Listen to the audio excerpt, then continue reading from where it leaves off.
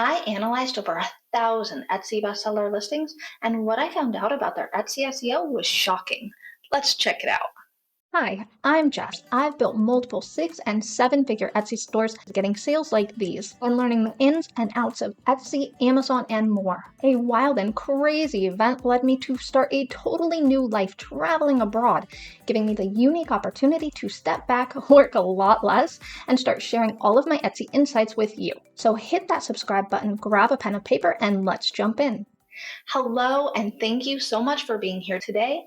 I'm going to do a deep dive with you into the data of over 1,000 Etsy bestseller listings, so you can see exactly what Etsy SEO factors they have in common and use that information to make smarter, more strategic, and dare I say, data-driven decisions for your own Etsy store. Before we start digging into what we discover, I'm going to invite you to please like this video and subscribe. Believe it or not, only 33% of you guys are actually subscribed to my channel, and that makes me kind of sad. So click that button down below, subscribe to my channel, and let's talk about Etsy SEO and what it actually means to be an Etsy bestseller from an algorithm standpoint. So I wanted to also show you guys this massive list of Etsy bestseller listings that we compiled for this data analysis here.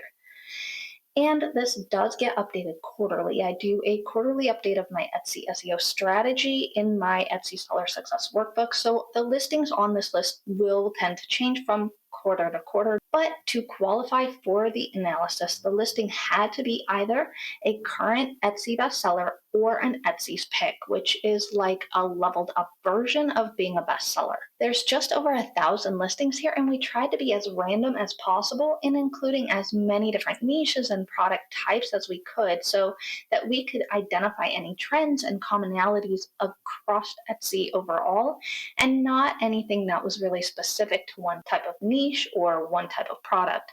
So our goal was, or my goal was, to build an evergreen SEO strategy that continues to work hard for your store and build your sales up consistently. So to do that, I really wanted a holistic look at what Etsy bestsellers had in common across all different products and niches and so on and so forth. So there was a long list of things that I wanted to look for specifically in this analysis to essentially verify that the strategies and the tips that I use in my personal Etsy SEO strategy, which of course worked for my own 6- and 7-figure Etsy stores for the past 15 some odd years, cough cough, were also evident in other Etsy bestsellers as well. And I believe what I actually said to my husband before he started the analysis was that I wanted actual statistical proof that my strategies really do work and weren't, in my grandmother's words, hogwash. I wanted to know that I didn't just get lucky in my stores, that I wasn't just by chance using a strategy that happened to be working, because there are other Etsy YouTubers who teach things that worked for their particular stores, and that may not necessarily be effective for other stores and other niches. So it was important for me to know that what I was teaching and what I was putting in my strategy guide was going to work across Etsy as a whole in any niche, in any store.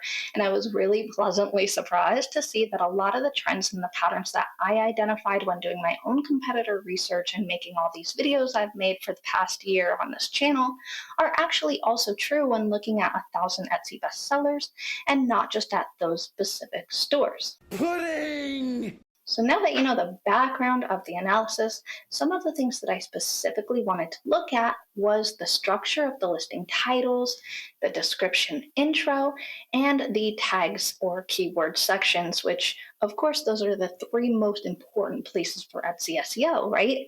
And I also really wanted to deep dive into the specifics. So we looked at how often a title had punctuation and what specific punctuation did they use, how many images did they have, how many characters are in their title, was their description intro SEO optimized, etc. So first, let's talk about the listing titles and what we found when we analyzed the listing titles of bestsellers in general. So we discovered that on average, the titles had about 130 characters. And when you do a data analysis, you have something called an upper limit and a lower limit, as well as finding averages and medians, which apparently in data are not the same, and lots of other important data points. So we were able to really look at those data points and see what's going on behind the scenes.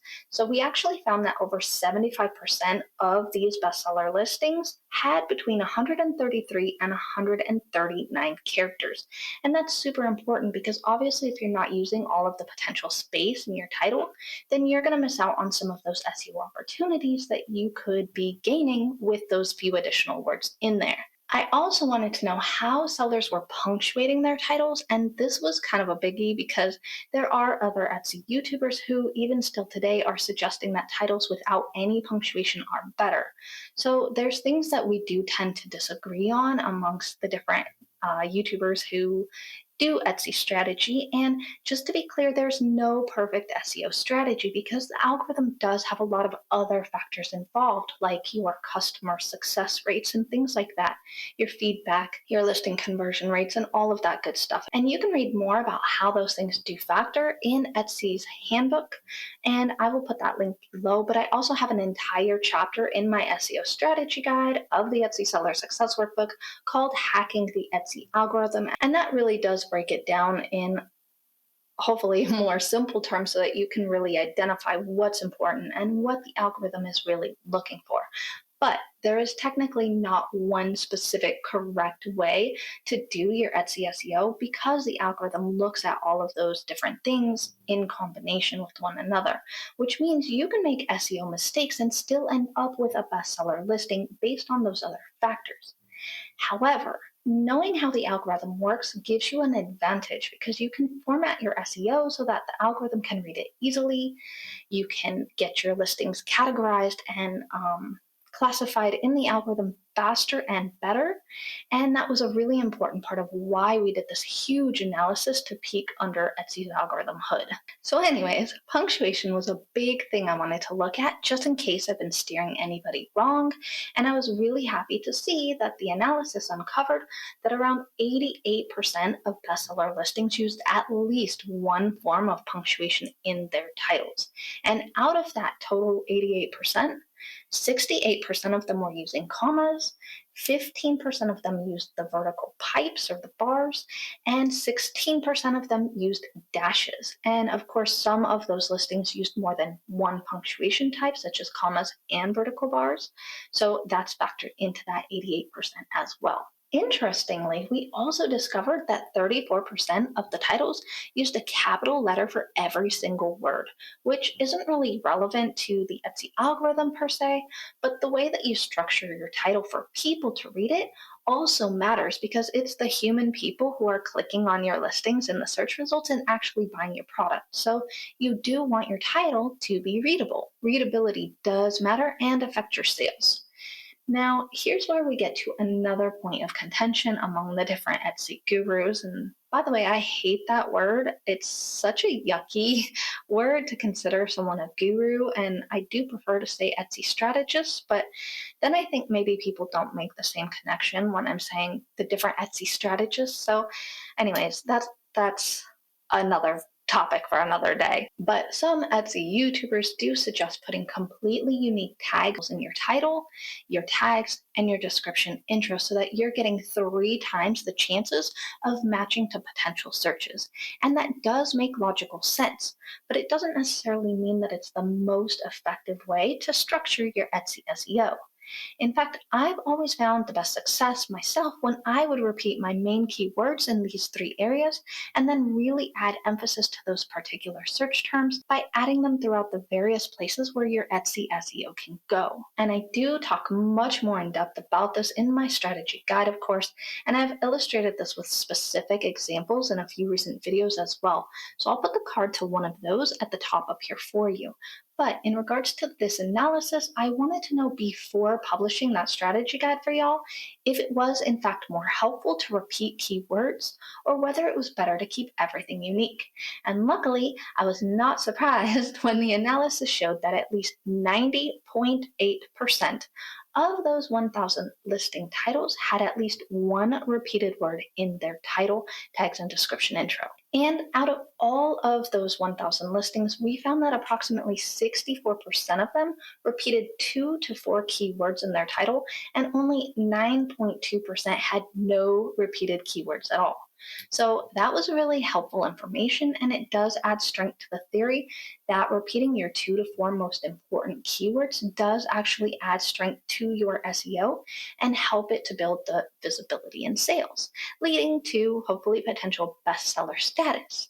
And I know that this video is getting long, so the last stat I'm going to leave you with today is the average number of listing images. So on average, the 1,000 bestseller listings had about 8.4 images, and most of the listings fell between having 3 to 8 images.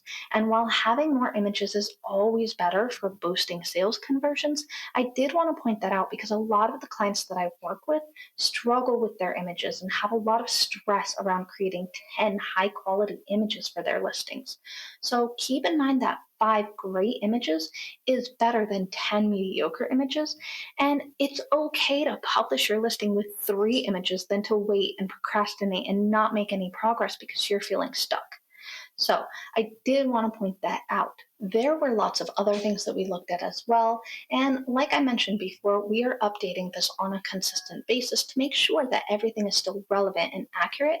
But these were the main points that I really wanted to dig into for you guys so that you could build an SEO strategy for your store and your niche that's truly data driven and based on actual stats. And if you need help with that, of course, I invite you to check out my Etsy Seller Success Workbook that I've mentioned repeatedly in this video. And I also have lots of free resources to help with other aspects of starting and growing a successful online business or Etsy store. So please check those out as well. And once you're done snagging all of my great freebies and my workbook, meet me over here in this video about how to grow your Etsy store into a full-time business making 6 figures and beyond.